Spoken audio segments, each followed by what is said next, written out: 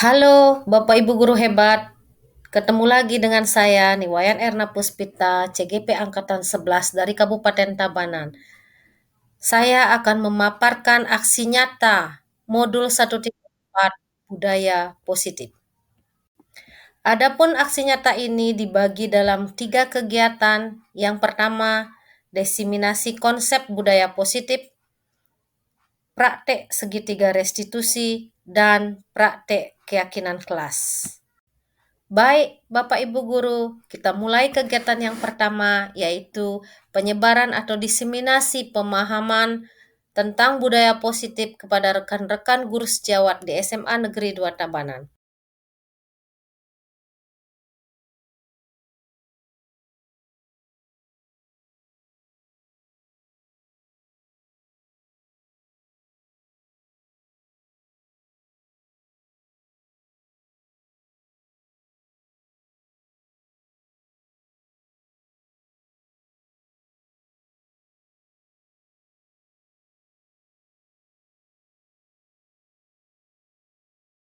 Selamat pagi Bapak Ibu, terima kasih telah meluangkan waktu untuk kegiatan pengimasan budaya positif yang dilaksanakan oleh kami CGP yang kami dapat pada program guru penggerak. Bapak Ibu, jadi ini adalah bukan pengimasan, lebih ke sharing nantinya Bapak Ibu ya. Jadi kita mendapatkan materi di program guru penggerak yaitu tentang budaya positif. Nanti kita sharingkan terkait disiplin positif yang dilaksanakan di sekolah kita. Bapak Ibu,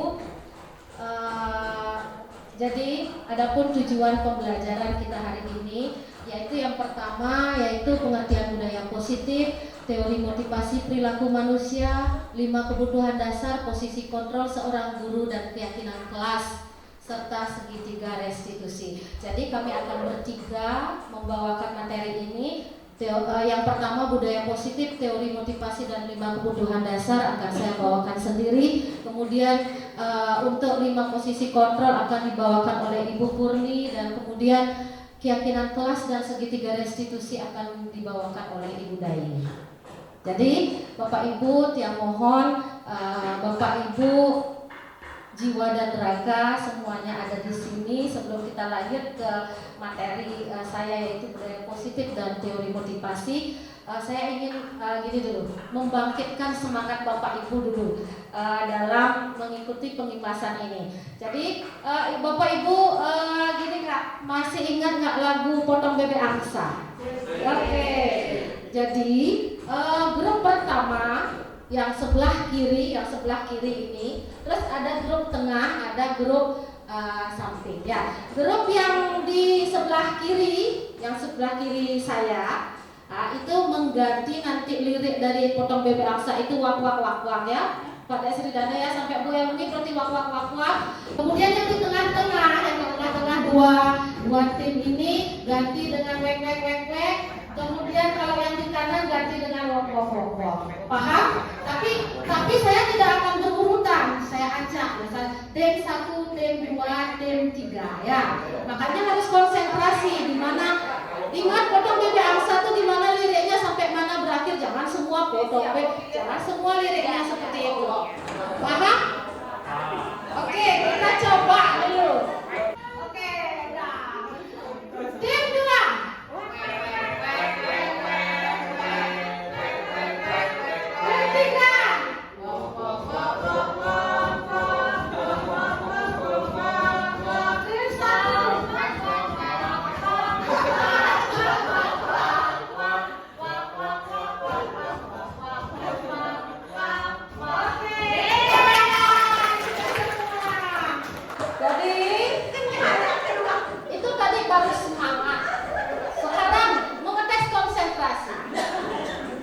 Silakan jawab bersama-sama Bapak Ibu. Dulunya adalah sebutkan warna tulisan dengan cepat. 1, 2, 3. Sebutkan tulisan. Berikutnya. Berikutnya.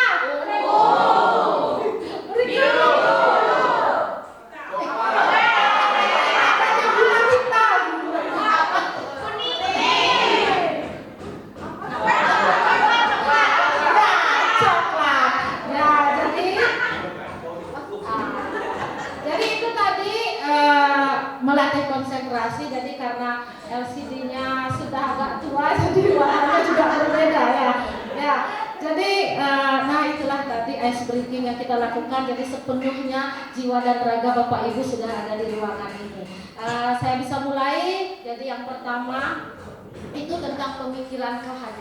KHD siapa Bapak Ibu? Ya, Kerajaan Dewantara. Jadi banyak filosofi KHD seperti yang sudah kita pelajari pada workshop-workshop sebelumnya. Nah, ini yang saya penggal dari pemikiran KHD, yaitu di mana pendidikan itu ibarat ladang Bapak Ibu. Ternyata ibarat ladang Bapak Ibu, di mana guru itu adalah petaninya, kemudian ladang itu adalah sekolahnya, tumbuhan-tumbuhan itu ibaratnya adalah siswanya.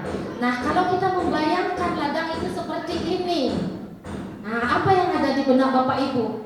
Lihat ladangnya, buahnya banyak.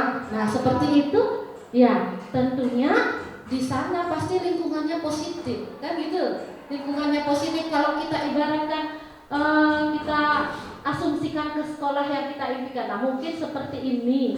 Sekolahnya indah, anak-anaknya yang rajin, anak-anaknya yang bertakwa kepada Tuhan Yang Maha Esa, yang sopan, ramah dan sebagainya. Jadi di lingkungan sekolah itu adalah terjadi lingkungan positif. Ya, seperti itu. Nah, kemana arah kita sekarang? Nah, jadi yang pertama, sebelum saya ke budaya positifnya atau disiplin positifnya, ini ada miskonsepsi tentang kontrol, bukan teori tentang kontrol. Jadi pernah nggak kalian yang Bapak Ibu misalkan pembina OSIS nih, saya bisa mengontrol anak-anak. Pernah berpikiran begitu karena merasa bahwa guru itu bisa mengontrol siswa? Pernah? Pasti pernah. Kalau ini pembina OSIS terutama, saya bisa mengontrol anak ini, pasti ada keyakinan seperti itu. Dan ternyata itu tidak bisa. Itu. Kemudian yang kedua, ilusi bahwa semua penguatan positif itu bermanfaat untuk penguatan karakter. Misalkan, oh gitu nak, lanjutkan itu nak, itu baik buat kalian. Ternyata apa yang kita terus katakan kepada anak itu ternyata belum tentu bisa menguatkan karakter. Nah, seperti apa nanti kita akan bahas di slide berikutnya. Kemudian ilusi berikutnya bahwa kritik dan membuat rasa bersalah itu mampu menguatkan karakter.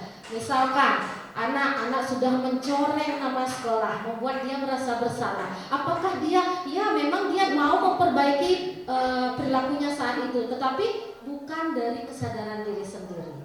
Nah itu. Kemudian yang keempat, ilusi bahwa orang dewasa itu berhak untuk memaksa. Jadi antara guru dan murid jangan nanti Bapak Ibu punya harapan bahwa saya bisa memaksa murid nih, harus ngumpul tugas, itu nggak boleh.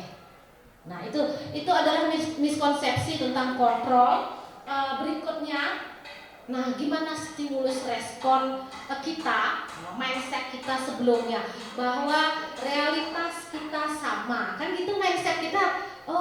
Seharusnya dia datang pagi gitu. Tapi kebutuhan kita berbeda. Ya, mungkin saja dia harus mengurus orang tuanya terlebih dahulu, itu yang harus kita pahami. Jadi kebutuhan kita itu ternyata teori kontrol mengatakan bahwa realitasnya kebutuhan kita berbeda. Kemudian semua orang melihat hal yang sama. Ini mungkin sama dengan nomor 1. Yang nomor 3, kita mencoba mengubah agar berpandangan sama dengan kita itu tidak bisa sama sekali. Kemudian orang lain bisa mengontrol saya, tidak bisa. Karena yang bisa mengontrol kita sendiri adalah kita sendiri gitu. Kemudian pemaksaan ada pada saat bujukan gagal. Nah, ini. Jadi harusnya kolaborasi dan konsensus menciptakan pilihan-pilihan baru. Jadi model berpikir menang atau kalah. Jadi sekarang model berpikirnya menang terus menang gitu. Jadi sedikit afirmasi darinya. Nah itulah bagaimana kita merubah, itu namanya stimulus respon. Bagaimana kita mengubah itu menjadi sebuah teori kontrol, gitu. Nah baru kemudian kita masuk pada apa itu disiplin. Nah Bapak Ibu mungkin ada yang bisa mengungkapkan apa itu disiplin? Disiplin itu apa? Apakah disiplin itu sebuah kepatuhan? Taat terhadap peraturan, komitmen, ya, Jadi, perhatikan, kalau disiplin itu adalah kepatuhan pada peraturan ternyata salah. Ya, yang disiplin yang dimaksud di sini kaitannya dengan budaya sipil adalah disiplin diri atau self disiplin. Ya, jadi tidak hanya kepatuhan pada aturan. Kemudian ada yang mengatakan bahwa PNS itu sedang menjalani disiplin PNS. Berarti dia kena apa? Kena hukuman. Ternyata itu juga salah. Nah, ternyata disiplin yang dimaksud itu adalah bertanggung jawab terhadap apa yang dilakukan karena dia meyakini bahwa apa yang dia lakukan itu sesuai dengan nilai-nilai kebajikan universal. Jadi kebajikan-kebajikan yang diakui oleh seluruh manusia. Itu. Nah, seperti apa nilai-nilai kebajikan universal itu? Yang pertama, oleh semua dimensi profil pelajar Pancasila adalah nilai kebajikan universal. Ya, mulai dari berketuhanan, kemudian berakhlak mulia, berkebinekaan global dan yang lainnya. Termasuk kalau saya tanya sekarang, Bapak Ibu, kenapa yang dekat terutama Pak Agung Pance yang dari Kediri, kenapa Pak Agung Pance yang begitu dekatnya ke sekolah, kenapa ke sekolah memakai helm Pak Agung? Ya, berarti ini artinya Pak Agung sudah meyakini, punya kesadaran diri akan nilai-nilai kebajikan universal, yaitu apa? Iya, keselamatan. Jadi Pak Agung tidak takut bahwa nanti ditilang oleh polisi dan sebagainya. Jadi Pak Agung sudah mempunyai kesadaran diri. Itulah yang disebut dengan disiplin positif, Bapak Ibu. Jadi dia sudah punya kesadaran akan keselamatan kalau berkendara motor seperti itu. Nah, kemudian ini banyaknya nilai-nilai kebajikan yang ada, di mana nanti Bapak Ibu arahnya adalah dari peraturan-peraturan yang kita buat, misalkan tidak boleh menggunakan sepatu hitam. Kita akan ubah kalimat peraturan ini yang sifatnya kalimat negatif ini, kita akan ubah menjadi kalimat positif yang akan lebih banyak akan dipelajari bersama Budayu. Kita akan ubah misalkan menggunakan sepatu hitam ke sekolah. Nah, apa tujuannya? Memang ada yang hubungannya sepatu hitam dengan prestasi belajar? Memang tidak ada. Apa nilai kebajikannya Bapak Ibu?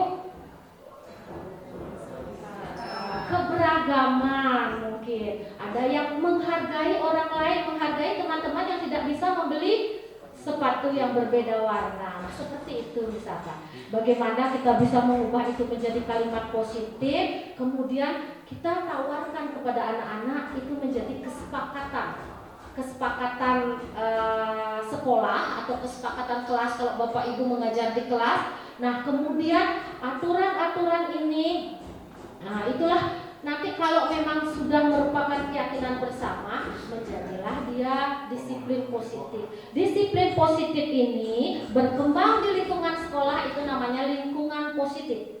Lingkungan positif itulah yang disebut dengan, kalau terus secara kontinu dilaksanakan, itulah yang disebut dengan budaya positif. Seperti itu Bapak Ibu. Nah, kemudian selanjutnya saya ke ini teori motivasi. Nah, perhatikan Bapak Ibu. Nah, Bapak Ibu sengaja datang pagi-pagi ke sekolah, ya, untuk menyambut anak-anak di depan. Nah, kira-kira apa motivasi Bapak Ibu untuk mau datang pagi ke sekolah? Padahal ada yang mengurus anak seharusnya, kemudian ada yang mengurus suami seharusnya. Kenapa Bapak Ibu mau berdiri jam 6.30 loh Bapak Ibu? Kenapa? Apakah Bapak Ibu takut ditegur oleh Bapak Kepala Sekolah? Ya, oke. Apakah Bapak Ibu ingin mendapat jempol dari keluarga yang cempreng ini di depan? Tidak, ya memang benar. Motivasi.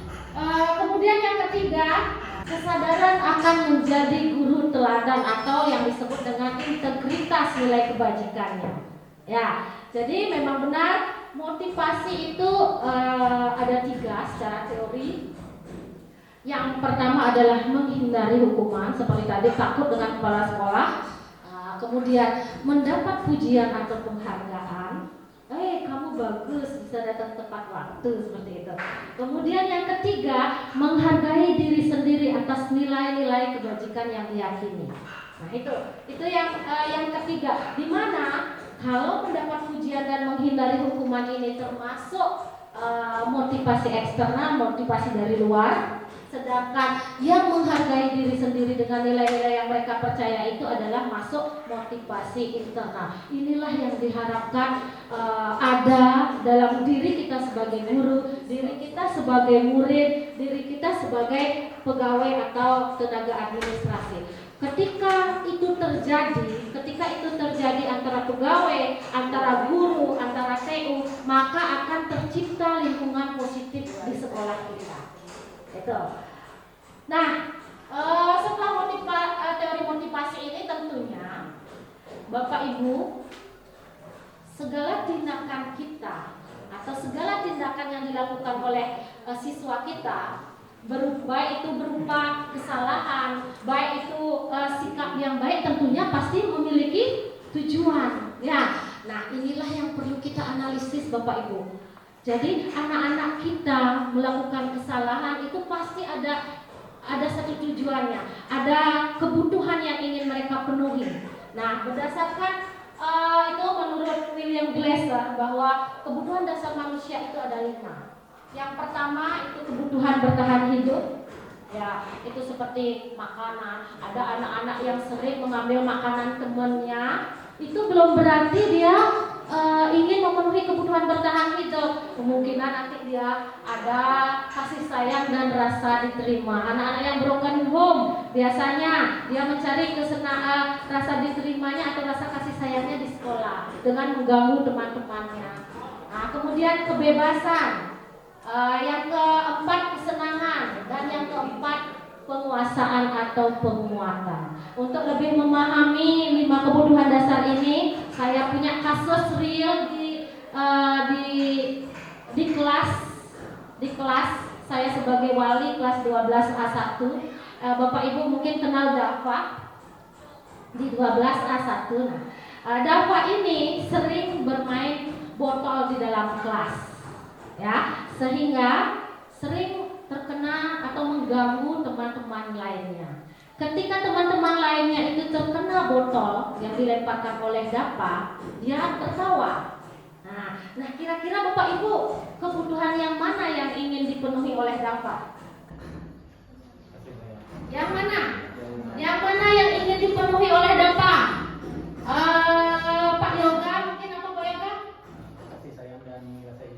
Kasih sayang dan rasa ingin diterima. Bisa jadi karena Dava mungkin dia perlu perhatian teman-temannya, sehingga dia perlu mengganggu teman-temannya, sehingga dia dapat hey Dava gitu aja, udah dapat perhatian, itu namanya. Nah, kemudian yang lain, mungkin Bapak Ibu punya pendapat lain? Apa? Bapak lain gini. Nah, ternyata ada Bapak Ibu, mungkin guru BK yang bisa menganalisis ini kebutuhan dasar ya. Bu Putu? Memang anaknya kreatif di bidang pandai temannya. Berarti memang anaknya kreatif. Berarti dari 5 kebutuhan dasar itu kira-kira yang mana yang ini? Mungkin bisa jadi dia memperoleh kesenangan dari dia kan tertawa nih. Berarti dia senang dong ketika temannya kena. Iya, dia senang. Nah, mungkin itu. Dan memang kemarin saya sudah menyelesaikan masalah itu, dan memang jawaban dari Dava adalah saya senang aja Bu, gitu. Berarti dia mencari kesenangan dengan melempar botol-botol itu, gitu.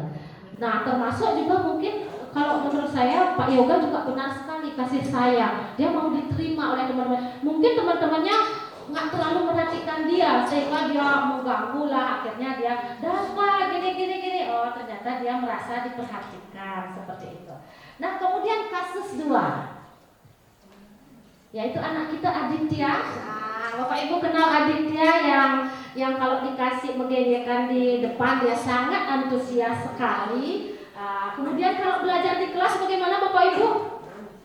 Ya, kadang dia bermain HP, kadang dia tidak memperhatikan. Nah, ternyata kira-kira kebutuhan apa yang ingin dipenuhi oleh adik sehingga berbuat seperti itu? Pengakuan, benar sekali Pak Agung. Jadi karena saya sudah juga melakukan restitusi terhadap ini, benar. Adit ini perlu pengakuan. Sebenarnya Adit ini anak yang cerdas Bapak Ibu. Saya di kelas menerapkan. Sekalian saya berbagi praktik baik kepada Bapak Ibu untuk kasus anak Adit ini. Saya menjadikan Adit ini ketua kelompok. Nah, ketua kelompok, dia memimpin diskusi. Akhirnya diskusi itu berjalan dengan baik. Kemudian pada saat presentasi dia juga selaku moderator. Dan hasilnya luar biasa, lebih bagus dibandingkan dengan kelompok-kelompok yang lain. Itu jadi kita memberikan pengakuan, memberikan penghargaan kepada Adit yang sebelumnya mungkin bakatnya dia terkenal. Ngapain saya ngelakuin juga guru-guru tidak memberikan saya apresiasi seperti itu. Nah, saya sekarang memberikan dia, Adit, pas kamu bisanya memimpin diskusi ini, silakan pimpin diskusi ini. Kebetulan saya melakukan Canva kolaborasi namanya waktu itu, diskusinya dengan Canva. Adit buat dulu link Canva-nya, silakan sebar di teman-temannya, dan perfect sekali hasilnya dari diskusinya Adit ini. Dan hasil Canva-nya juga luar biasa. Nah, itu mungkin Bapak Ibu. Jadi intinya dalam menyelesaikan permasalahan anak, jadi kita harus telusuri dulu kebutuhan apa yang memang ingin dia penuhi sehingga melakukan tujuan tersebut, seperti itu. Jadi kita akan lebih mudah menggiring. Nah, nanti setelah itu akan dibahas lebih banyak oleh Bu Dayu, yaitu tentang keyakinan kelas. Mungkin kita bisa dengan segitiga restitusi nanti menjawabnya seperti itu. Dan Bapak Ibu atau mungkin dari guru BK dulu, ada nggak kira-kira persoalan yang belum benar-benar terselesaikan? Mari kita analisis bersama apa kira-kira kebutuhan dasar yang ingin dipenuhi oleh anak tersebut. Bu ngerti kemarin kayaknya saya mendengar percakapan dengan Ibu Wali. Gimana? Coba Bu Dek disampaikan dulu permasalahannya. Baik, terima kasih atas waktu dan kesempatannya pada Bu Erna.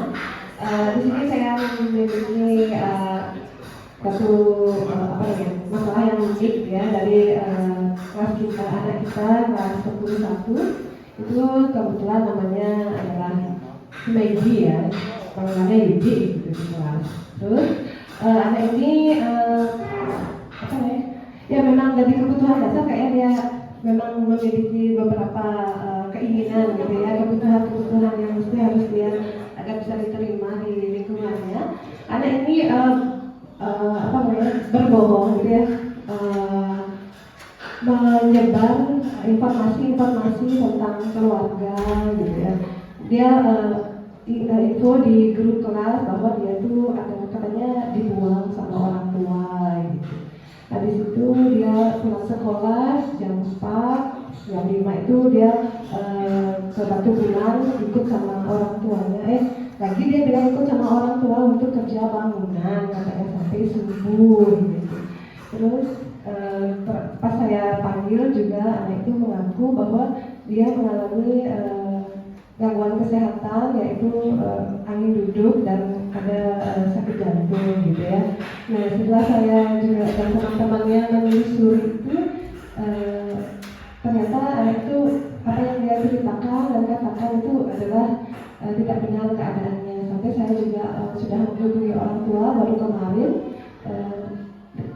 Artinya saya ingin tahu kebenaran penyakit yang dialami anak tersebut, apakah benar dia mengalami sakit salah duduk itu. Kalau dia duduknya nggak benar, saya langsung kadang sesek, dia jantungnya berdebar gitu sih. Kalau dia ngobrol itu menyakitkan sekali gitu. Terus kata ibunya itu, wah nggak benar ibu gitu. Saya juga bingung, ada sakit jantung ibu ya. Wah apalagi sakit jantung, paling anak saya itu batuk pilek panas gitu aja ibu gitu. Nah terus juga dari apa yang dia ceritakan di kelas, anak-anak kelas 10-1 sampai menggalang donasi untuk ini anak tersebut karena kasihan mendengar cerita hidupnya yang sedemikian rupa. Nah itulah cerita sedikit mengenai kasus kita yang sedang saya dan melalui kelas Binika. Terima kasih. Ya, berikan tepuk tangan pada Ibu BK. Baik Bapak Ibu, itulah tadi permasalahan yang dihadapi BK saat ini, di mana ada seorang anak yang mengaku dibuang oleh orang tuanya, kemudian mengaku sakit keras sampai-sampai temannya percaya, dan Ibu Guru BK juga percaya keadaan tersebut mulanya. Nah, dan akhirnya sampai menggalang donasi untuk dia gitu. Nah, ternyata kalau kita analisis Bapak Ibu, kebutuhan dasar apa yang ingin dipenuhi oleh anak di 10-1 ini? Yang mana? Kasih sayang, pengakuan. Oke. Jadi baik, kalau dari segi ini mungkin dia dia dibilang dibuang, dia merasa dibuang, mungkin itu yang pertama, yaitu rasa kasih sayang dan rasa diterima gitu. Nah, sampai akhirnya teman-teman menggalang donasi, ternyata dia juga berbohong ya, bahwa dia bilang dia kerja, kemudian dia bilang sakit jantung, kemudian sakit yang lain, itu kan mencari perhatian. Nah, berarti di sana lebih tepatnya ke kasih sayang dan rasa diterima. Nah, bagaimana, boleh juga nanti dianalisis lebih lanjut, apakah ada mungkin dia orang pintar, ternyata dia orang pintar yang tidak diperhatikan oleh guru-guru sehingga dia berbuat-buat alasan saja, mungkin ditelusuri lebih lanjut. Nah, kalau itu nanti terjadi berarti penguasaan atau pengakuan gitu. Kalau anak-anak kecil biasanya minta makanan kepada teman-temannya itu, belum berarti dia memenuhi kebutuhan dasar bertahan hidup Bapak Ibu. Kita tahu zaman sekarang nggak ada yang kelaparan kan Bapak Ibu. Nah, jadi kemungkinan dia ada itu rasa diterima dan kasih sayang, kemudian kesenangan gitu. Terus anak-anak yang bolos mungkin dia perlu bebas, dia pengen lingkungan belajar yang bebas gitu. Nah, itu jadi dengan menganalisis 5 kebutuhan dasar ini, kita akan lebih mudah menangani anak. Bukan berarti menghukum, bukan berarti menjudge bahwa anak ini nakal dan sebagainya. Kita akan merestitusi, yaitu dengan cara menstabilkan identitasnya, nanti akan dijelaskan oleh Bu Dayu. Kemudian menanyakan keyakinannya, atau keyakinan kelas atau keyakinan sekolah. Nah, setelah itu baru kita ketemu akan titik temunya. Baik Bapak Ibu, untuk materi saya yaitu teori motivasi dan 5 kebutuhan dasar, sekian dulu. Ada yang ditanyakan kira-kira Bapak Ibu? Kalau tidak, dilanjutkan oleh teman saya yaitu Bu Purni tentang 5 posisi kontrol.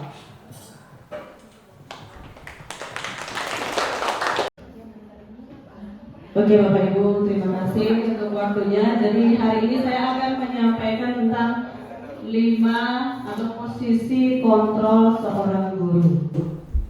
Jadi tidak perlu perkenalan lagi ya. Saya Putri Lestari, CGP Angkatan 11, Kabupaten Tabanan.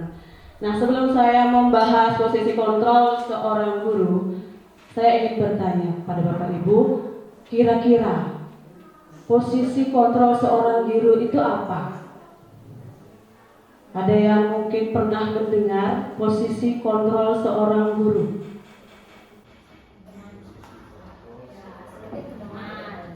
Ya, ada yang menjawab sebagai teman. Kemudian ada lagi, Bapak Ibu? Menghukum. Bu Agung, benar sekali jawabannya ya. Oke.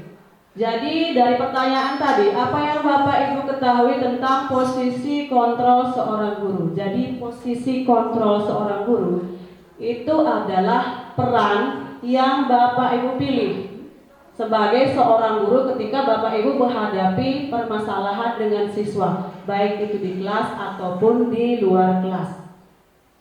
Seperti itu ya. Nah, kemudian dari posisi kontrol itu sebenarnya ada 5.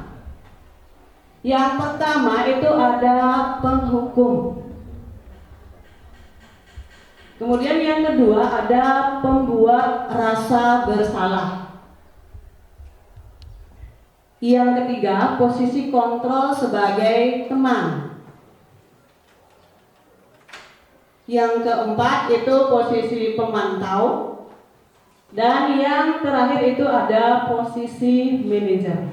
Nah, di sini bagaimana atau peran Bapak Ibu sebagai seorang guru? Bisa nanti kita lihat dari contoh ya. Nah, saya punya sebuah studi kasus.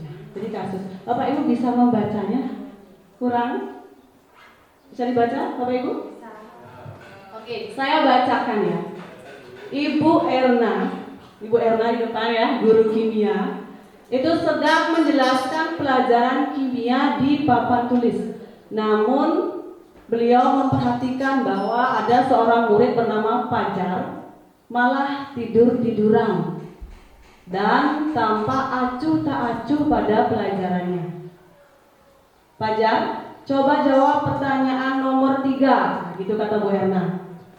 Maju ke depan dan kerjakan di papan tulis. Fajar pun tampak malas-malasan maju ke depan. Dan sesampai di depan papan tulis pun, Fajar hanya diam terpaku sambil memegang buku kimianya dan memainkan spidol di tangannya. Ayo Fajar, makanya jangan tidur-tiduran. Lain kali perhatikan. Sudah sana, duduk kembali. Kira-kira siapa yang bisa? Nah, gitu kata Bu Erna. Fajar pun kembali duduk di bangkunya. Hal seperti ini sudah seringkali terjadi pada Fajar. Seperti tidak memperhatikan, acuh tak acuh, dan nilai-nilainya pun tidak terlalu baik untuk pelajaran bahasa Inggris. Pada saat ditegur oleh Ibu Erna, Fajar hanya menjawab, "Tidak tahu, Bu." Bu Erna menjawab lirih, "Gimana mau Fajar? Kamu tidak kasihan sama ibu? Ibu sudah capek-capek mengajarkan kamu. Tidak kasihan sama ibu." Nah, Fajar pun diam membisu. Nah, dari contoh kasus ini, kira-kira posisi yang mana yang dilakukan Bu Erna? Apakah teman, penghukum, pembuat rasa bersalah? Oke, baik. Jadi dari kasus ini mungkin teman-teman ada yang berpikiran penghukum, ada yang membuat rasa bersalah, gitu ya. Nah, mari kita pertebal bagaimana pemahaman kita tentang 5 posisi kontrol itu, ya. Nah, yang pertama itu adalah posisi sebagai penghukum. Kalau Bapak Ibu memerankan diri atau berperan sebagai penghukum, maka apa yang Bapak Ibu lakukan? Yang pertama, Bapak Ibu senang menghardik, senang menunjuk-nunjuk, berkacak pinggang, membentak, menyakiti, menyindir. Ada yang seperti itu mungkin? Nah, jadi dia menyakiti anak, menyalahkan anak tanpa mengetahui alasan anak itu, langsung memberikan hukuman. Nah, hukumannya bisa berupa fisik ataupun verbal. Nah, ini contoh bisa disaksikan bagaimana posisi Bapak Ibu guru sebagai seorang penghukum.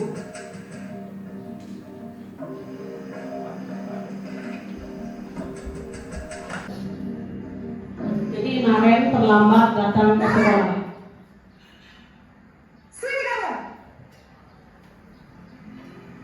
Selamat pagi, Bu. Selalu terlambat. Kamu deh, pasti terlambat. Maaf, Bu. Saya Apa? Apa coba? Alasan kamu apa lagi? Kapan sih kamu tidak terlambat?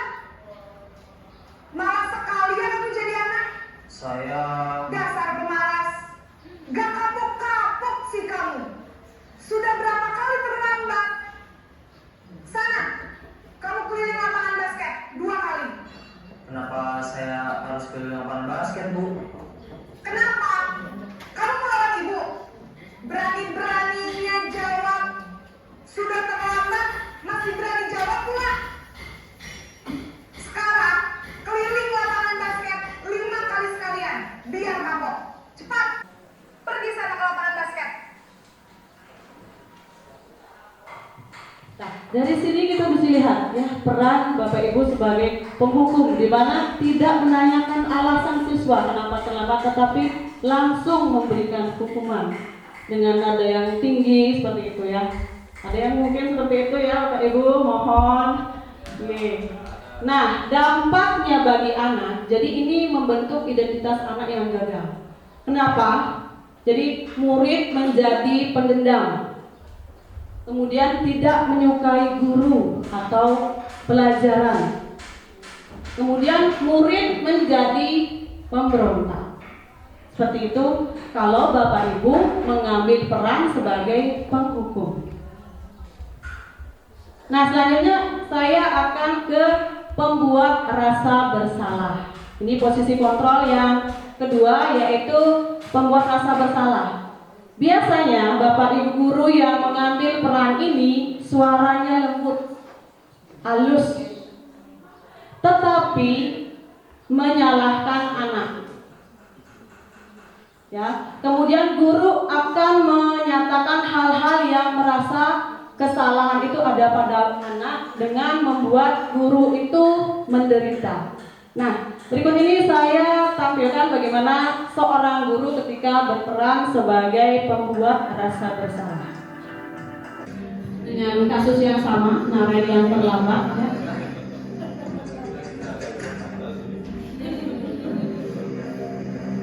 Naren!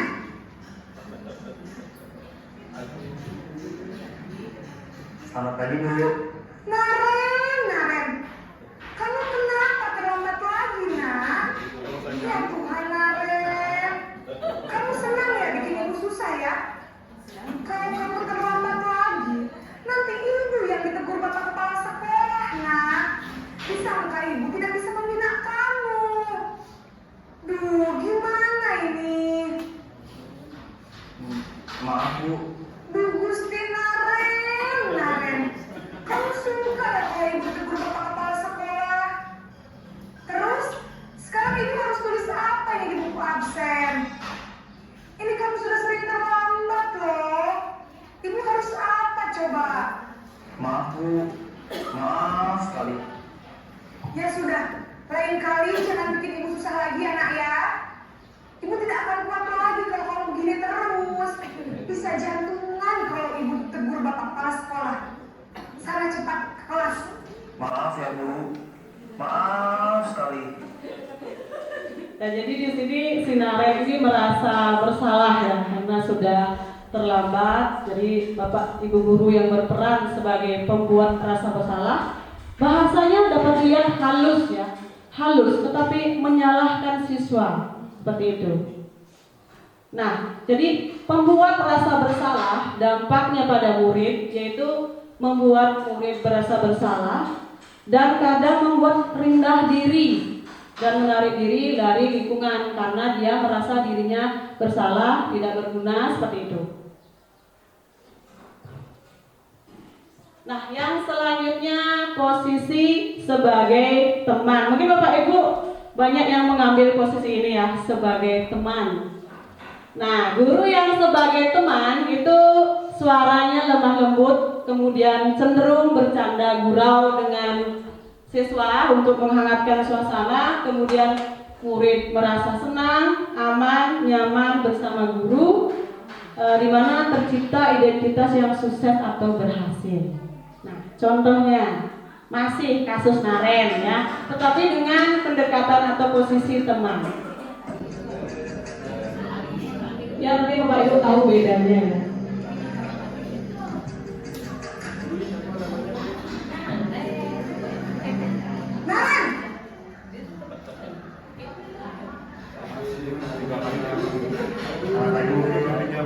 Wah, sudah jam berapa ini, nak? Terlambat lagi ya, sayang? Saya salahnya Bu. Kamu malah menyalahkan ibu kamu. Kamu bukannya anak yang larinya paling kencang. Kok terlambat sih?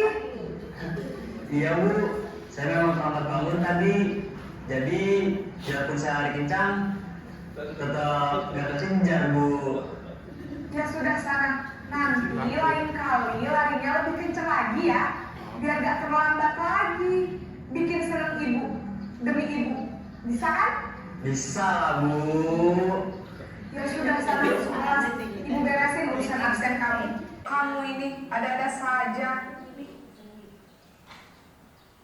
Jadi itu sebagai teman. Kata-kata yang digunakan demi ibu, ya demi ibu ya nak. Tenang saja, absen kamu ibu yang bantu. Itu salah satu contohnya ya dari posisi sebagai teman. Nah, untuk posisi sebagai teman ini sudah menimbulkan dampak yang positif bagi siswa, tetapi masih memiliki dampak juga yang negatifnya, di mana anak ini merasa memiliki ketergantungan dengan gurunya.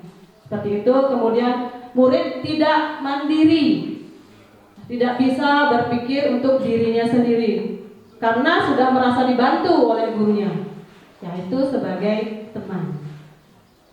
Bisa saya lanjutkan ya? Nah, selanjutnya ada posisi pemantau. Nah, posisi pemantau ini berpatokan pada aturan dan konsekuensi yang ada. Jadi, seorang guru yang bertugas atau memiliki peran sebagai pemantau, dia suaranya datar, tidak emosional, kemudian tidak bersanda gurau, tidak menggunakan nada yang tinggi. Jadi di sini tercipta identitas yang positif atau berhasil. Guru mengarahkan murid berdasarkan peraturan dan konsekuensi. Nah, jadi kalau misalkan siswa mendapatkan konsekuensi, guru yang memiliki peran sebagai pemantau akan mengawasi ketika siswa itu mendapatkan konsekuensi, tidak ditinggal. Nah, bagaimana peran seorang guru sebagai pemantau? Mari kita saksikan dengan kasus yang sama, Naren terlambat. Selamat pagi, Bu.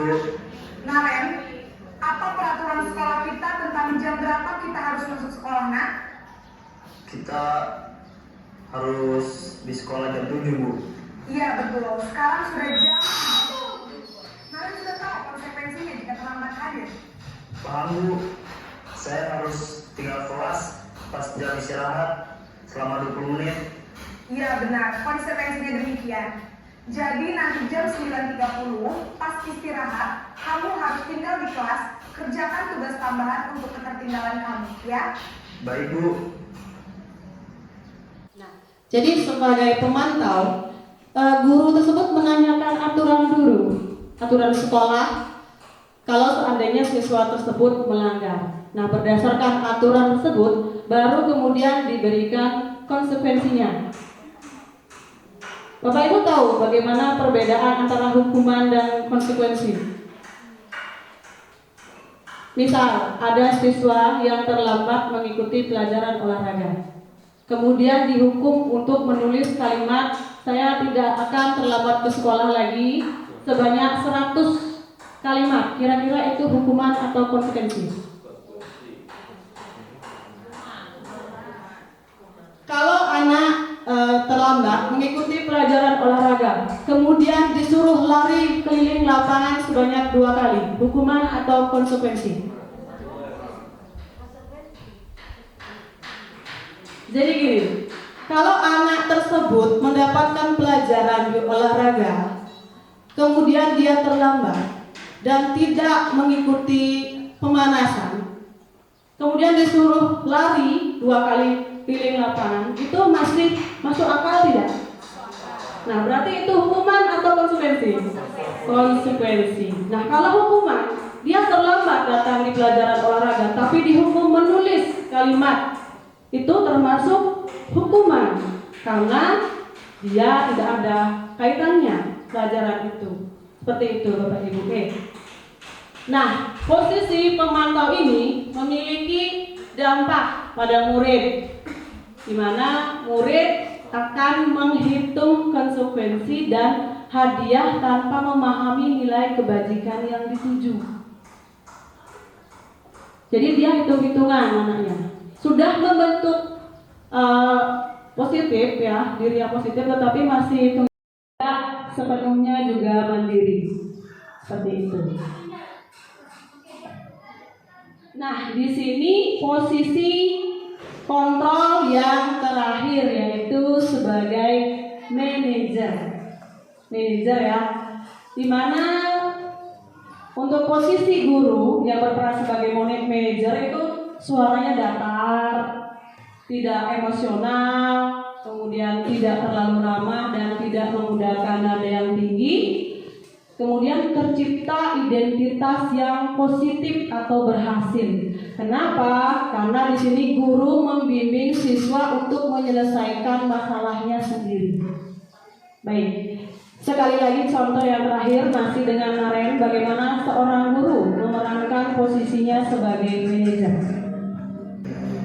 Naren,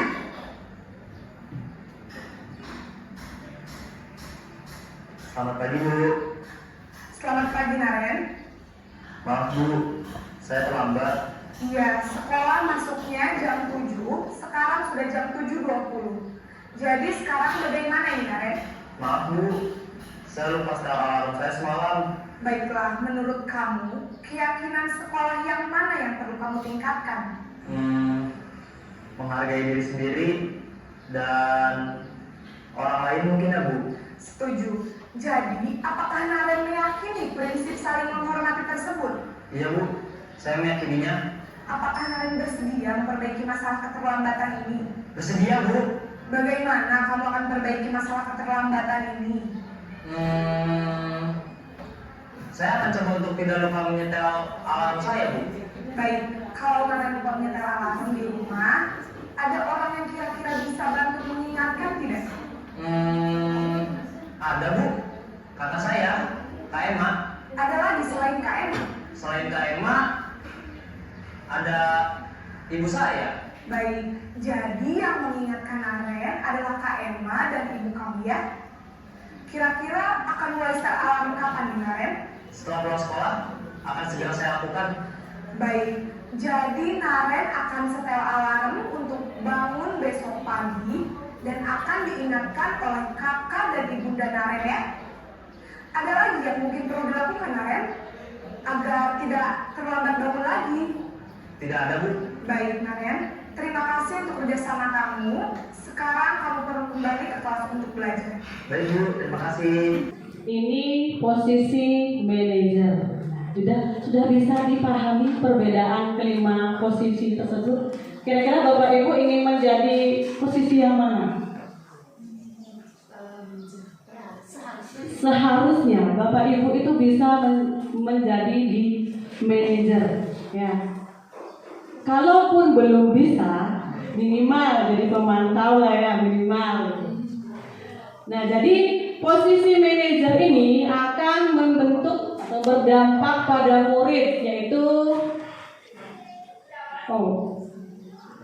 akan berdampak pada murid seperti yang tadi saya sampaikan, bahwa guru mengajukan beberapa pertanyaan karena untuk menyelesaikan permasalahan yang ada pada diri anak tersebut. Nah, sekarang saya memiliki sebuah studi kasus gitu ya. Bapak Ibu tolong disimak. Kasusnya lumayan panjang ya Bapak Ibu, akan saya bacakan, mohon diperhatikan gitu. Jadi di sini ada seorang siswa bernama Deva. Hari itu bangun terlambat dan terburu-buru sampai di sekolah. Dia pun akhirnya sampai di gerbang sekolah, tapi baru menyadari kalau menggunakan sepatu hitam dan kaos atribut sekolah seperti tertera di peraturan sekolah. Tidak menggunakan sepatu hitam ya. Di depan pintu kelas, Bu Dayu memperhatikan sepatunya Deva yang berwarna coklat. Deva berusaha menjelaskan bahwa dia terburu-buru, salah menggunakan sepatu. Bu Dayu menanyakan Deva, apa peraturan sekolah tentang seragam warna sepatu? Deva menjawab tidak mengetahui sepatu harus berwarna hitam, namun terburu-buru dan salah mengenakan sepatu. Selain tidak mungkin kembali pulang karena rumahnya jauh sekali, Deva tetap bersikeras pada peraturan yang berlaku. Mohon maaf Bu Dayu, ini bersikeras pada peraturan yang berlaku. Ya sudah, kamu melanggar peraturan sekolah. Kamu sudah terlambat. Salah warna sepatu pula. Segera buka sepatumu. Kalau tidak bisa mengenakan warna sepatu sesuai peraturan, disuruh si Depa ini membuka sepatunya. Jadi anak tidak pakai sepatu ya kan? Nah, kemudian Depa ini minta maaf dan memohon kembali kepada Bu Dayu agar tetap mengenakan sepatunya dan berjanji tidak akan mengulangi kesalahannya. Namun Bu Dayu tidak mau tahu. Tidak, kamu telah melanggar peraturan sekolah. Kalau tidak sanggup ambil sepatu di rumah atau diantarkan sepatu ke sekolah, ya sudah, kamu nggak usah pakai sepatu saja seharian di sekolah. Sekarang copot sepatumu dan silahkan belajar tanpa sepatu seharian. Depa pun dengan berat hati mencopot sepatunya dan memberikan kepada Ibu Dayu. Seharian si Depa ini tidak berani keliling sekolah karena malu tidak pakai sepatu. Nah, kira-kira Bu Dayu ini mengambil posisi kontrol yang mana? Sudah jelas sekali ya bahwa di sini Bu Dayu mengambil posisi kontrol penghukum, di mana Bu Dayu tidak mau tahu alasan, menggunakan bahasa yang tinggi, kata-kata yang lumayan membuat anak merasa bersalah, merasa sakit, dan mungkin saja anaknya nanti jadi pendendam seperti itu.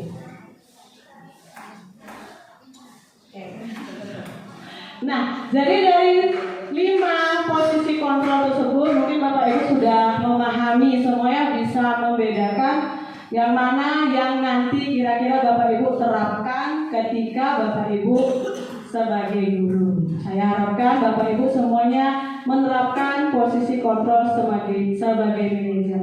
Nah, bagaimana menerapkan posisi kontrol sebagai manajer tersebut akan lebih jelasnya disampaikan oleh teman saya Ibu Dayu, yaitu tentang keyakinan kelas dan segitiga restitusi. Baik Bapak Ibu, demikian penyampaian dari saya. Terima kasih. Waktu saya kembalikan ke Bu Dayu.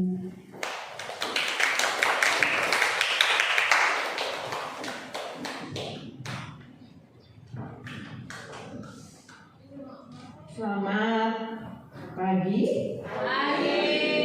Masih semangat? Tapi tadi saya lihat ada yang nguap-nguap ya. Ada ya. Jadi ya tidak perlulah saya sebutkan, cukup dalam hati saja. Ya, jadi yang akan melanjutkan mengenai materi yang terakhir, yakni mengenai keyakinan dan segitiga restitusi. Jadi sebelum Tiang mulai, karena Tiang tadi bilang ada yang nguap-nguap, ya tidak nguap-nguap lagi, kita beri ice breaking dulu sebentarnya. Mau nggak? Mau? Oke. Kalau ibu bapak mau, silahkan dulu berdiri. Mungkin sudah pegal ya, sudah pegal kaki, kemudian punggungnya. Tapi ice breaking ini membutuhkan 2 orang masing-masing ya. Jadi 2 orang silahkan saling berhadapan. Ada yang kurang? Kalau ada boleh bertiga. Kebetulan ya pas. Kemudian silahkan bapak atau ibu mengambil satu benda, kemudian taruh benda tersebut di tengah-tengah bapak atau ibu.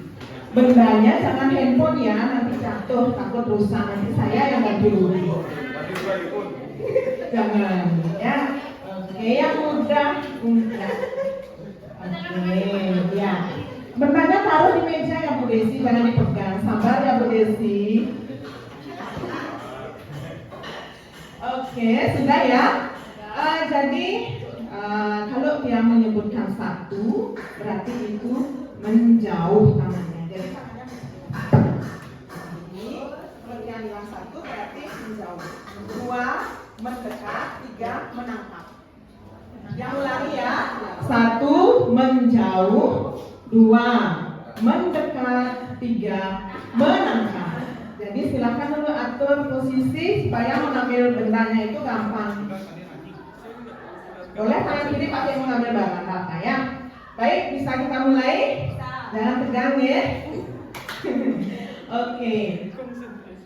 Satu, dua, satu, dua, tiga. Oke, kita ulangi ya, lagi ya. Nah, ini ibu bapaknya tidak seagresif anak-anak saya di kelas ya. Kalau di kelas itu luar biasa sampai mejanya dipukul. Oke, kita ulangi lagi. Satu, dua, satu, tiga. Oke, terima kasih. Ini tepuk tangan untuk kita semua.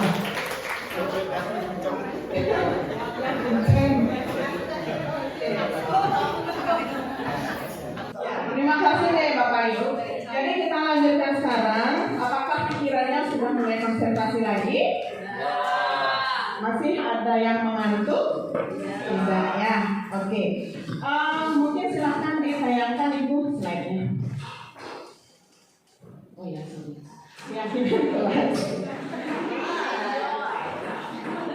Keyakinan kelas disusun oleh saya sendiri. Jadi kita di sini hanya bersifat sharing saja ya. Jadi tidak ada yang saya lebih tahu, Ibu tidak ada hal seperti itu. Jadi yang hanya menjalankan apa yang sudah saya dapatkan pada saat saya mengikuti pendidikan guru penggerak. Dan sekarang ini masih dalam kemudian. Nah, pertanyaan semantik. Jadi seperti biasa ya. Jadi keyakinan kita semua sudah tahu, bahkan keyakinan ini sudah diworkshopkan waktu kemarin.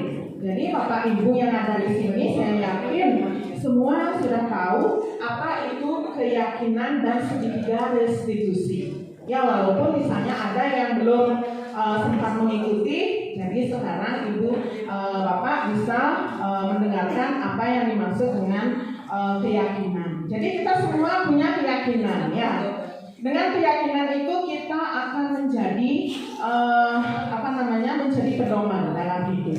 Nah, coba diperhatikan untuk pertanyaan semantik yang di depan. Mengapa kita memiliki peraturan tentang penggunaan helm pada saat mengendarai kendaraan roda 2 atau motor? Nah, kemungkinan apa jawabannya kalau misalnya ada pertanyaan seperti itu? Demi keselamatan, ya.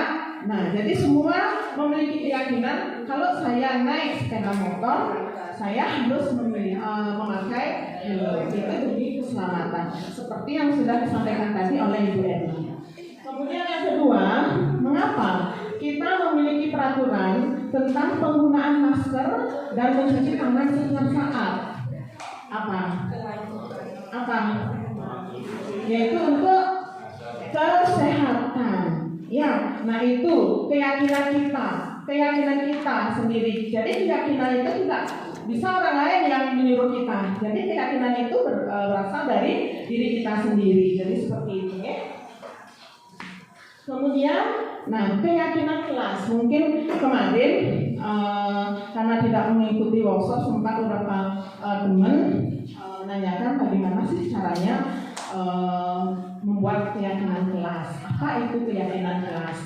Karena tidak mengikuti workshop kemarin. Jadi bisa dilihat di depan keyakinan kelas itu adalah nilai-nilai keselamatan atau kesehatan yang disebut sebagai suatu keyakinan. Jadi keyakinan itu adalah nilai-nilai kebajikan universal, ya, yang disepakati secara tersirat dan tersurat, lepas dari latar belakang suku, negara, bahasa maupun agama. Jadi nilai keyakinan itu adalah hubungannya dengan nilai-nilai kebajikan. Tadi itu sudah disinggung oleh Ibu Erna mengenai nilai-nilai kebajikan. Nilai-nilai kebajikan universal itu jumlahnya sangat banyak. Ya, salah satunya itu adalah gotong royong, religius, tanggung jawab, disiplin, itu salah satunya. Nah, nilai-nilai kebajikan itu sangat banyak jumlahnya. Jadi seperti itu dan bersifat universal. Nah, sekarang bagaimana sih pembentukan dari keyakinan kelas itu? Nah, yang pertama, di dalam membuat keyakinan kelas itu bersifat lebih abstrak daripada peraturan yang lebih rinci dan konkret. Kemudian, keyakinan kelas itu berupa pernyataan-pernyataan yang universal. Kemudian, pernyataan keyakinan kelas itu senantiasa dibuat dalam bentuk positif. Seperti tadi yang disampaikan, hindari menggunakan kalimat tidak atau jangan atau tidak boleh. Yang positif, ya dihilangkan tidaknya atau jangannya itu dihilangkan. Ganti dengan kalimat positif. Kemudian, keyakinan kelas hendaknya tidak terlalu banyak sehingga mudah untuk diingat dan dipahami oleh semua warga kelas. Nah, kemudian keyakinan kelas itu sebaiknya yang bisa diterapkan di lingkungan sekolah tersebut atau di lingkungan di rumah besar. Kemudian semua warga kelas itu sebaiknya ikut berkontribusi di dalam pembuatan keyakinan kelas itu lewat kegiatan curah pendapat. Sudah ada bayangan nih? Kemudian bersedia meninjau kembali keyakinan kelas dari waktu ke waktu. Nah, jadi keyakinan kelas itu bisa berubah-ubah setiap tahunnya. Jadi seperti itu dan bisa juga berubah pada saat periode-periode atau pada saat hari itu juga. Misalnya ada yang perlu ditambah. Misalnya ada siswa yang tidur karena dia di keyakinan kelas itu tidak ada disiplin, jadi bisa ditambahkan dengan disiplin. Kemudian kita lanjutkan. Nah, jadi yang dimaksud dengan nilai-nilai kebajikan itu adalah seperti yang sudah dia katakan tadi, itu adalah beriman, bertanggung jawab, disiplin, dan saling menghargai. Nah, contoh di dalam sebuah kelas, misalnya kalau kita ingin membuat sebuah kesepakatan atau keyakinan kelas, jadi kita harus mensepakati dulu beberapa hal, ya, beberapa hal dengan siswa. Misalnya, sambil dengan khusyuk. Kemudian hadir di sekolah 15 menit sebelum pembelajaran dimulai. Kemudian yang ketiga, mengumpulkan tugas tepat waktu. Nah, jadi ini adalah pernyataan-pernyataan yang harus atau aturan-aturan yang harus dulu dibuat di kelas sebelum kita mengambil nilai kebajikan. Nah, sekarang bagaimana yang nomor 1 ini kita ubah ke nilai kebajikan. Jadi, nah, misalnya Trisandia dengan khusyuk, berarti nilai kebajikan yang kita ambil itu adalah religius, ya. Kemudian berikutnya hadir di sekolah 15 menit sebelum pembelajaran dimulai. Berarti nilai kebajikannya itu adalah disiplin. Kemudian yang ketiga, mengumpulkan tugas itu tepat waktu, yaitu nilai kebajikannya adalah tanggung jawab atau bisa juga dengan disiplin, ya sama. Jadi seperti itu. Nah, kemudian kita lanjut. Kira-kira untuk pembuatan daripada keyakinan kelas, yang yakin Bapak Ibu sudah menerapkan, ya, sudah menerapkan beberapa bulan yang lalu ini, dan setiap kelas itu sudah memiliki keyakinan kelas masing-masing. Tidak hanya keyakinan kelas itu dibentuk oleh wali kelas, tetapi bisa kita membuat keyakinan mapel. Keyakinan mapel itu misalnya kita tiang ekonomi yang membuat keyakinan mapelnya bagaimana, sama seperti tadi. Tujuannya itu adalah supaya kegiatan pembelajaran ekonomi itu bisa berjalan dengan lancar. Itu kan harapan kita, ya. Walaupun di di prakteknya banyak masih yang mengalami hambatan-hambatan, lupa dengan keyakinan kelas yang sudah disepakati. Sering sekali, ya, sering sudah lupa, belum 3 bulan. Nah, itu sudah lupa mereka. Tapi jangan kita ikut lupa, kita harus terus ingatkan. Kita terus ingatkan dia. Anak, misalnya terlambat datang ke kelas karena alasan di WC, tersering itu alasannya. Nah, kembalikan ingatannya mengenai keyakinan kelas. Berarti keyakinan kelas yang mana anak langgar? Nah, kita kembalikan seperti itu. Jadi kita itu tidak menjudge, langsung kita ngomong keras begitu, sudah tidak sudah tidak jangan seperti itu lagi, karena ruginya ya di kita, bukan di orang lain. Bisa tensi kita naik dan segala macam, ya. Oke. Bisa lanjut ke segitiga restitusi. Misalnya, nah mungkin ibu, bapak di sini sudah pernah ada yang mendengar mengenai segitiga restitusi. Jangan diplesetkan. Mungkin sudah ada pernah yang mendengar nih waktu di kegiatan workshop kemarin, sudah ya. Nah, jadi yang ulang kembali ya mengenai segitiga restitusi. Segitiga restitusi itu adalah proses menciptakan kondisi bagi peserta didik untuk memperbaiki kesalahan mereka. Ini erat sekali kaitannya dengan peran kontrol guru itu yang sebagai manajer. Ya. Kemudian memperbaiki kesalahan mereka sehingga mereka bisa kembali pada kelompok mereka dengan karakter yang lebih kuat. Ini menurut Gosen tahun 2004. Jadi seperti itu. Ini disebut dengan segitiga restitusi. Nah, apa itu? Mengapa? Apa hubungannya dengan pembelajaran sekarang, dengan materi sekarang? Apa itu segitiga restitusi? Jadi selain pemaparan atau penjelasan menurut dosen itu, segitiga restitusi itu adalah bisa dikatakan sebagai sebuah tahapan, ya, tahapan atau langkah-langkah di dalam kita menyelesaikan sebuah kasus kepada siswa yang bermasalah. Jadi seperti itu. Jadi menangani siswa tidak langsung ojok-ojok, marahin dan lain sebagainya, tidak. Jadi itu ada tahapan-tahapannya. Jadi seperti itu, ya. Nah, jadi kita belajar mengenai apa itu segitiga restitusi. Bisa diperbesar? Bisa dilihat nih? Ya, jadi bisa dilihat di depan nih mengenai segitiga restitusi. Segitiga restitusi itu ada 3 tahapan nih Bapak Ibu. Yang pertama itu adalah menstabilkan identitas yang letaknya paling bawah. Ya, yang letaknya paling bawah itu adalah menstabilkan identitas. Nah, menstabilkan identitas ini biasanya dilakukan dengan setiap orang itu kalimatnya berbunyi. Setiap orang itu pasti pernah melakukan kesalahan. Kamu bukan satu-satunya yang pernah melakukan ini.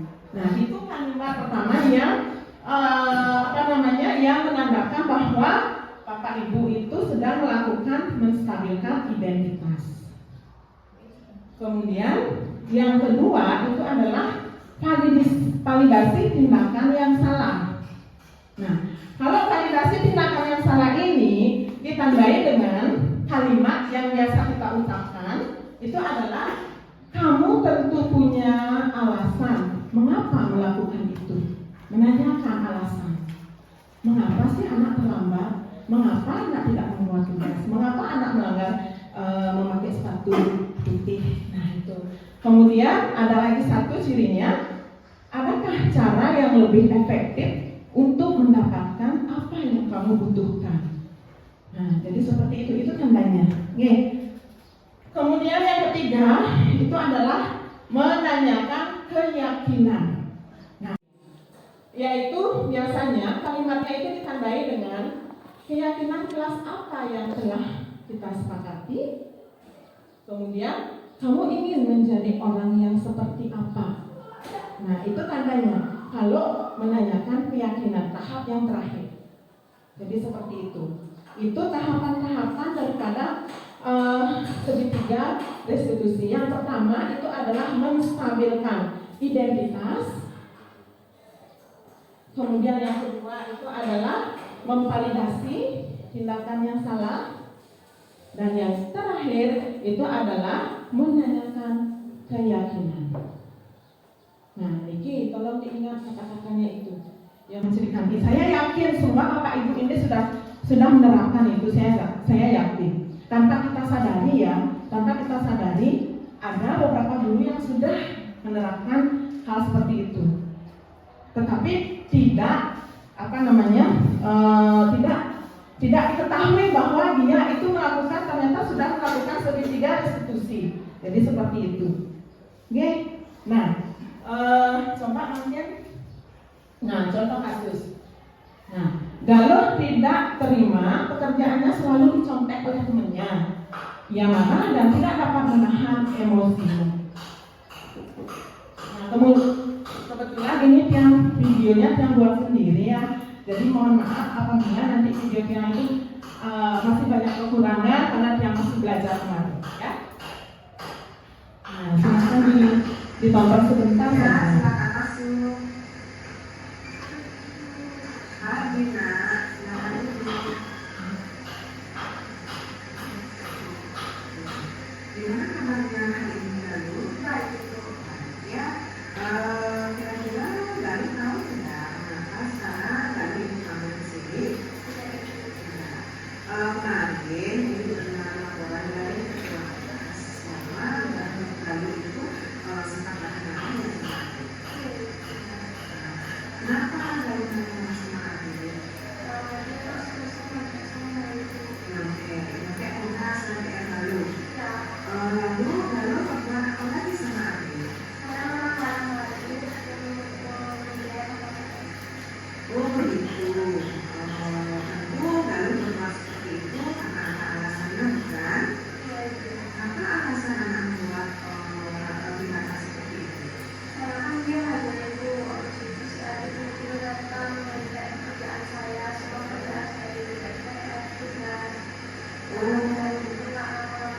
Oh begitu. Kalau ibu di posisinya Lalu, ibu pasti akan melakukan hal yang sama. Karena setiap orang pun tidak suka bersusah payah membuat kita seperti itu dengan seenaknya mau menyonteknya. Nah, tetapi apakah Lalu tahu tindakan Lalu itu adalah berupa kesalahan? Oh, iya. Kalau Lalu tahu itu adalah sebuah kesalahan, berarti keyakinan keras yang mana Lalu melanggar? Saling menghormati. Lalu saling menghormati itu apa penting untuk Lalu? Penting ya. Kalau penting berarti tindakan apa yang akan Lalu lakukan supaya masalah ini selesai?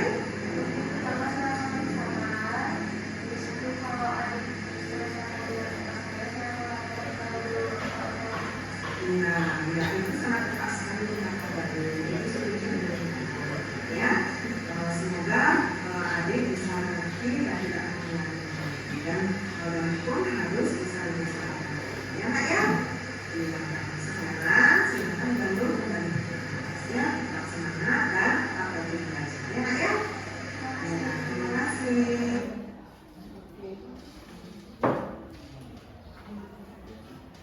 Kira-kira dari video ini bisa tidak Ibu membayangkan segitiga restitusi itu?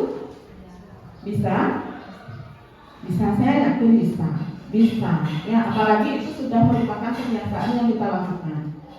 Ya, nah jadi seperti itu. Nah, Nikit yang punya lagi satu kasus.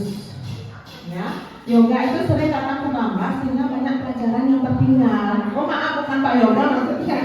Ya, nah sekarang yang ingin Bapak Ibu sambil apa ya, relax saja ya biar gak tegang, mempraktekkan dengan menerapkan segitiga restitusi atas kasus yang tadi itu, yang ini.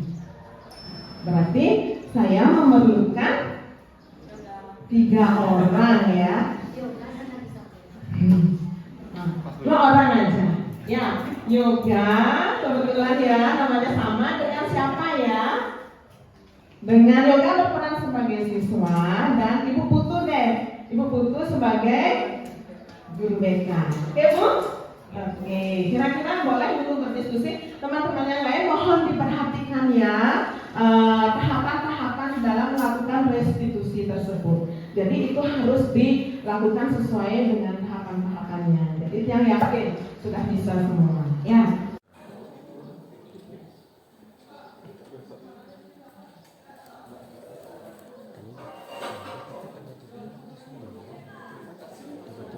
sendiri atau lagi belajar?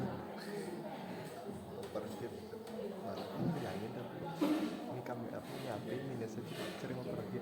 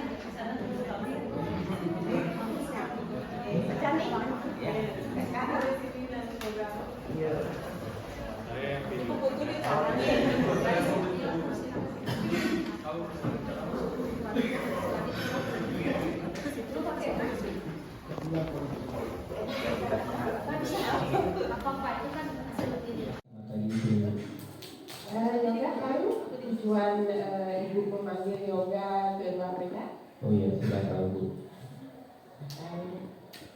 Boleh ibu tahu apa alasan anak sampai anak terlambat datang ke sekolah hari ini? Iya, sebenarnya kan alasan saya dipanggil di sini kan karena saya terlambat Bu. Nah, alasan saya terlambat itu satu karena saya terlambat bangun. Sampai itu juga ada kendala seperti kendaraan yang saya gunakan untuk sampai ke sekolah. Oh tidak, itu alasannya ya. Tidak apa-apa nak. Semua tidak pernah mengalami hal seperti itu nih. Termasuk ibu juga pernah melakukan kesalahan itu ya. Iya Bu, saya minta maaf Bu ya. Tentunya juga apa namanya ada alasan lain mungkin anak terlambat seperti ini kan? Atau mungkin ada alasan yang lain selain itu kan? Sebenarnya yang menyebabkan saya terlambat, saya menjadi terlambat bangun. Apa yang mendasari sebenarnya ini Bu, saya kemarin malam itu begadang Bu. Saya begadang, keseringan nonton ini apa namanya? Video lucu di sosmed Bu. Saya pengen sosmed. Nah, untuk kedepannya ya yoga, yoga masih ingat gak dengan keyakinan kita yang sudah kita buat, kita sepakati di sekolah? Ya Bu, masih saya ingat. Kalau begitu, keyakinan yang mana anak yoga rawat? Untuk keyakinan yang saya rawat itu di disiplinnya Bu, terlambat sampai di sekolah. Bagaimana cara yoga untuk mengatasi masalah itu? Ya mungkin saya akan mengurangi bermain handphone sebelum tidur dan mengusahakan bangun dari pagi. Baik nak, kalau sudah seperti itu ibu sangat mengapresiasi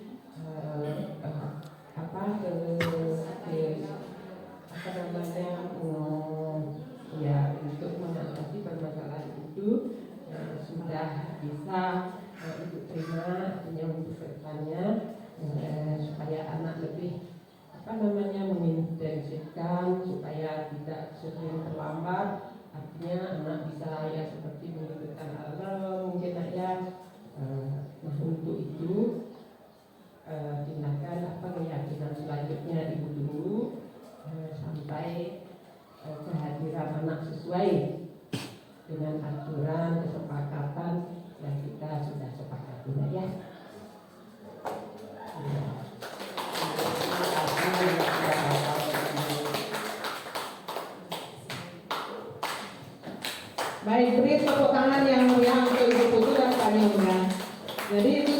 tahapannya itu sudah tepat ya. Jadi menstabilkan identitas seperti yang di depan itu adalah setiap orang. Nah, dengan kalimat seperti itu ya, setiap orang itu pasti pernah melakukan kesalahan. Jadi anak itu bukan satu-satunya ya yang pernah melakukan.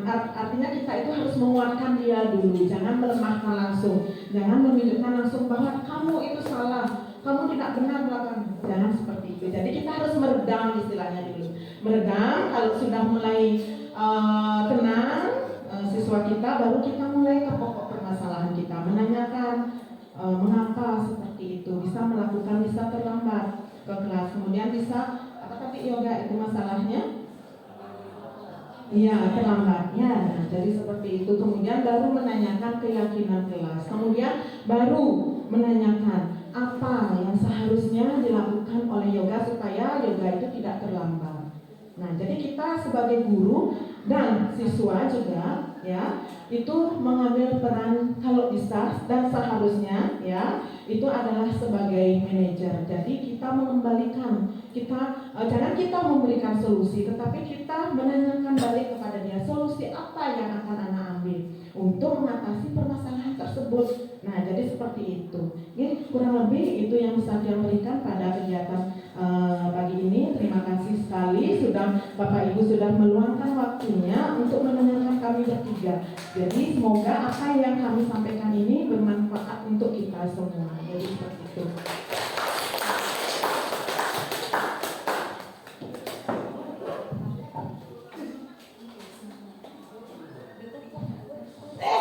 Baik Bapak Ibu, itulah tadi pemaparan tentang keyakinan kelas dan segitiga restitusi oleh Budayu dan beserta video-video yang ditampilkan Budayu dan perwakilan dari rekan-rekan guru semuanya.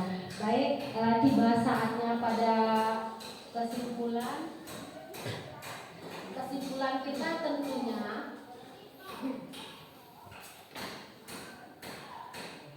tentunya praktek yang sudah tadi dilakukan oleh Bu Putu dengan Pak Yoga, tentunya kalau menangani anak tidak semudah itu ya. Tetapi apa yang diharapkan dari kita? Konsistensi Bapak Ibu.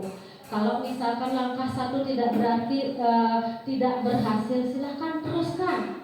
Yang penting konsisten dan akan menemukan hasil. Jadi kesimpulan yang pertama Bapak Ibu, posisi kita. Tadi Bu Purni mengatakan ya minimal sebagai pemantau lah. Kalau diharapkan guru itu adalah di posisi manajer. Jadi apa yang dilakukan oleh posisi manajer ya tadi seperti segitiga restitusi itu ya. Kemudian yang kedua keyakinan kelas. Keyakinan kelas itu gampang sebenarnya, dimana tentunya gimana dong sekolah kita nggak ada aturan-aturan dong? Ada aturan-aturan itu. Mari kita jadikan aturan-aturan itu menjadi kalimat positif. Kalimat-kalimat positif itu kita menyarikan namanya, menyarikan menjadi kalimat nilai-nilai kebajikan universal, dan nilai-nilai kebajikan universal ini kita sepakati jadilah sebuah keyakinan kelas atau keyakinan sekolah. Itu gampang sebenarnya. Nah, kemudian yang ketiga, ketika peraturan yang ada di sekolah menjadi sebuah keyakinan, itu dilaksanakan oleh seluruh warga sekolah, baik itu guru, baik itu siswa, baik itu tenaga administrasi, maka akan terwujud lingkungan yang positif. Ketika lingkungan positif ini terus dilaksanakan secara konsisten, nah akan terbentuk budaya positif. Nah Bapak Ibu, itulah tadi pemaparan kita bertiga tentang materi budaya positif. Jika ada yang kurang berkenan dari kami bertiga, kami mohon maaf yang sebesar-besarnya dan kami ucapkan terima kasih atas waktunya. Terima kasih Bapak Ibu. Bapak Ibu Guru, itulah tadi video penyebaran pemahaman tentang budaya positif kepada rekan-rekan sejawat kami yang ada di SMA Negeri 2 Tabanan. Kini kegiatan berikutnya adalah praktik segitiga restitusi serta refleksi atau umpan balik dari siswa yang direstitusi. Selamat pagi Ibu. Selamat pagi Nak. Dapat apa tadi di kelas? Gimana? Pelajarannya asik? Asik Bu. Nah, tahu nggak anak dipanggil ke sini? Tahu Ibu. Kemarin benar anak terlambat? Ya ibu, saya terlambat. Tidak apa-apa nak. Jadi semua dari kita pernah punya kesalahan. Ibu juga seperti itu, pasti ada kesalahan. Tetapi kalau boleh ibu tahu apa yang membuat adik terlambat? Saya terlambat bangun ibu, kemarin saya begadang. Kenapa adik begadang? Mungkin ada kegiatan atau upacara sebelumnya? Ya ibu, saya sama teman-teman ngumpul-ngumpul. Apa kegiatan itu terus adik lakukan setiap malam? Tidak bu, kayak waktu ini aja. Ya kadang-kadang. Oh gitu. Baiklah nak. Jadi gini, adik masih ingat keyakinan kelas kita? Ingat ibu. Apakah perbuatan yang adik lakukan sesuai dengan keyakinan kelas kita? Tidak sesuai ibu, karena saya terlambat datang ke sekolah. Yang mana itu nak? Yang kedisiplinan ibu. Benar sekali nak.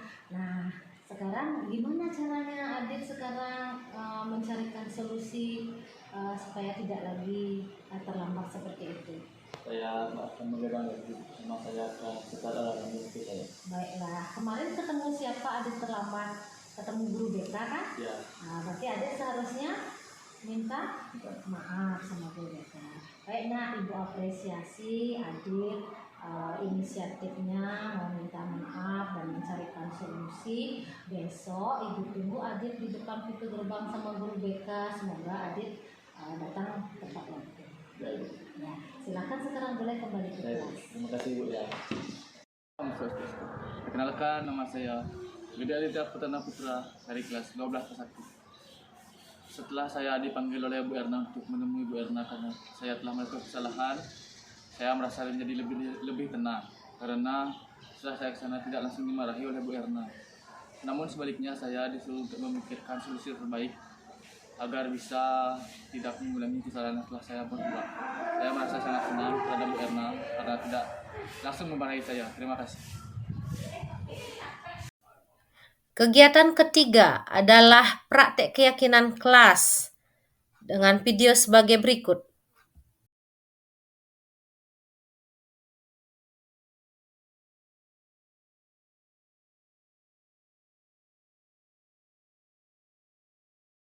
Hari ini adalah pertemuan pertama kita di semester 1 ini ya. Jadi kita akan membuat keyakinan kelas. Jadi kelas seperti apa yang kalian inginkan, nah itu yang kalian nanti paparkan. Dimulai dari mana?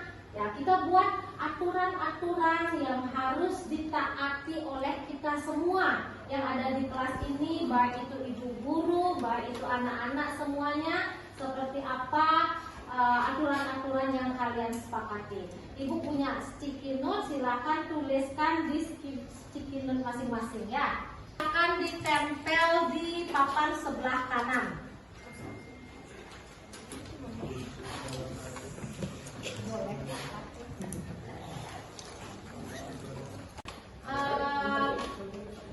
Mengerjakan PR tepat waktu. Berdiri, bangun ditempel di papan.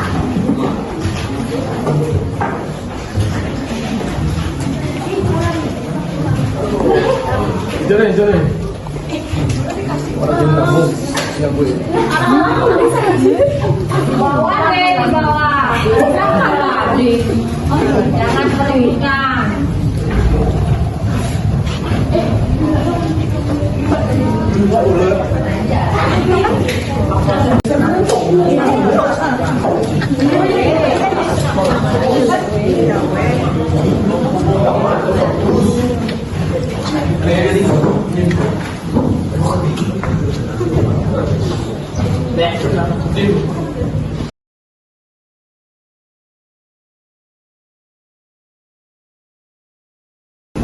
Sudah semuanya?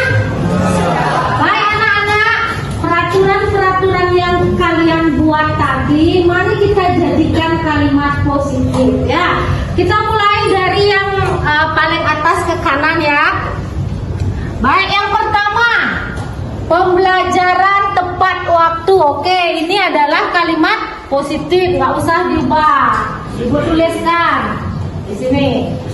Yang nomor 1 ya, pembelajaran tepat waktu. sini tidak terlambat masuk kelas. Oke, berikutnya menjaga kebersihan kelas sepanjang hari, sudah kalimat positif juga, berarti menjaga kebersihan. Ya, menjaga kebersihan. Berikutnya apa ini? Tidak mengganggu teman saat guru sedang menerangkan. Ini kalimat negatif, kita ubah menjadi kalimat positif. Apa jadinya? Kalau tidak mengganggu, gimana? Tetap tenang saat pembelajaran, atau dengan kata lain, ya, pembelajaran kondusif.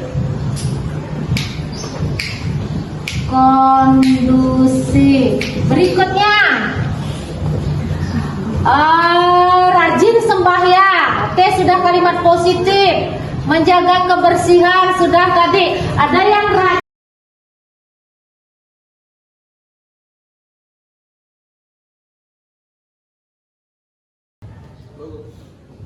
Anak-anak, tadi kita sudah menuliskan kalimat-kalimat positif dari peraturan-peraturan yang sudah kita buat. Mari kita carikan atau menyarikan menjadi nilai-nilai kebajikan. Jadi nilai-nilai kebajikan itu ada banyak. Ada yang pertama misalkan beriman dan bertakwa kepada Tuhan Yang Maha Esa.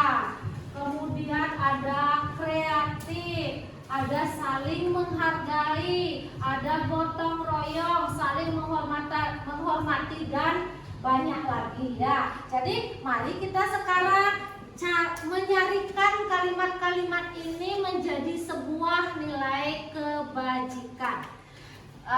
Kita tuliskan di sini. Yang nomor 1. Pembelajaran tepat waktu.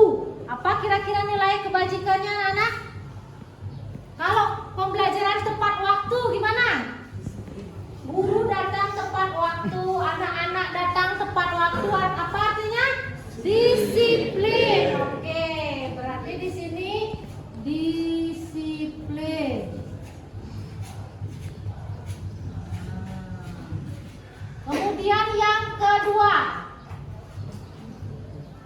menjaga kebersihan. Apa dia nilai kebajikannya? Ya, bersih. Boleh menulis kebersihan, tidak jadi masalah. Bersih boleh.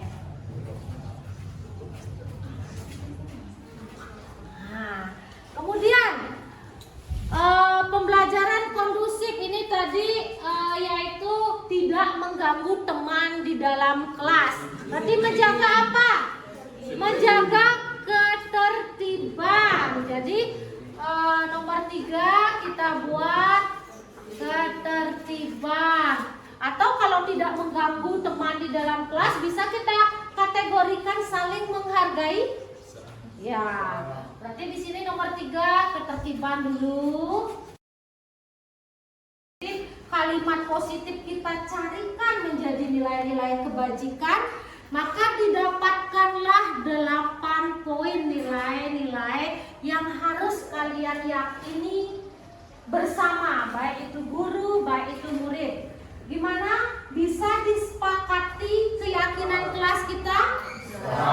Ibu bacakan ulang keyakinan kelas kita. Yang pertama, disiplin atau kedisiplinan. Yang nomor 2, kebersihan. Nomor 3, ketertiban. Nomor 4, ya, saling menghormati dan menghargai. Nomor 5, beriman. Nomor 6, kemandirian. Nomor 7, kreatif. Nomor 8, kerjasama. Oke, inilah keyakinan kelas kita. Keyakinan yang berasal dari diri kalian, termasuk ibu.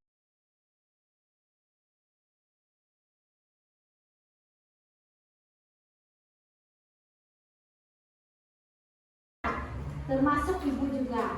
Nah, sekarang untuk meyakinkan diri kita bahwa ini adalah keyakinan kita bersama, silakan kalian tanda tangan dengan cara memberi cap jempol di yang ibu tuliskan di depan. Silakan mulai dari ini. Boleh berdua, silakan. Nah, berikan cap jempol di mana aja boleh ya.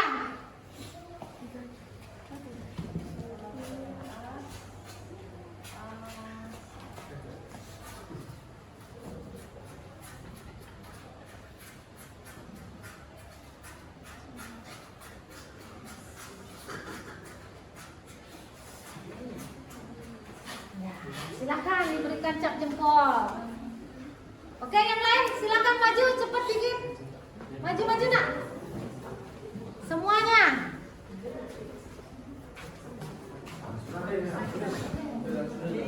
Ya, langsung cepet